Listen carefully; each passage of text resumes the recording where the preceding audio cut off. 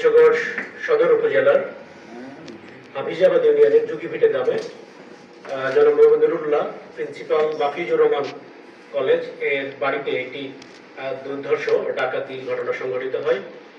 ওই দিন রাত্রি অনুমান 2:10 ঘটিকার সময় একদল সশস্ত্র ডাকাত ওনার বাড়ির জানলার গ্রিল ভেঙে বাড়িতে প্রবেশ করে এবং বাড়ির সদস্যদেরকে অস্ত্রের মুখে জিম্মি করে তাদের বর্ণনা মতে 2,20,000 টাকা, 8 ভরি ওজনের বিভিন্ন ধরনের স্বর্ণালঙ্কার এবং একটি অ্যান্ড্রয়েড মোবাইল ফোন ডাকাতি করে নিয়ে যায়।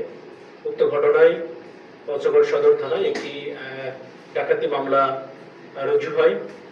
উক্ত ঘটনায় থানা পুলিশ এবং জেলা ডিবির একটি চৌকস দল তদন্তে নামে এবং তদন্তের বিভিন্ন আধুনিক কলাকৌশল ব্যবহার করে গত 4/3/2026 তারিখ রাত্রি অনুমান 2টা থেকে 3টার মধ্যে পঞ্চগড়ের গাড়াতি ছিটমহল, পুকুরিডাঙ্গা সহ বিভিন্ন জায়গায় অভিযান করে প্রাথমিকভাবে 5 জন ডাকাতকে তারা গ্রেপ্তার করতে সক্ষম হয়।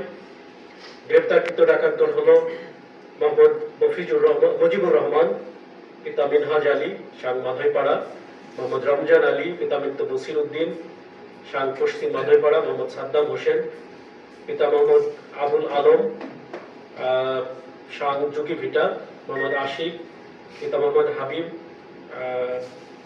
শাং রাজমহল পূর্ব বাগান এবং জোবায়ের পিতা মোহাম্মদ আজিজ মিয়া শাং রাজমহল পূর্ব বাগান এবং সবাই হাফিজাবাদ ইউনিয়নের বাসিন্দা।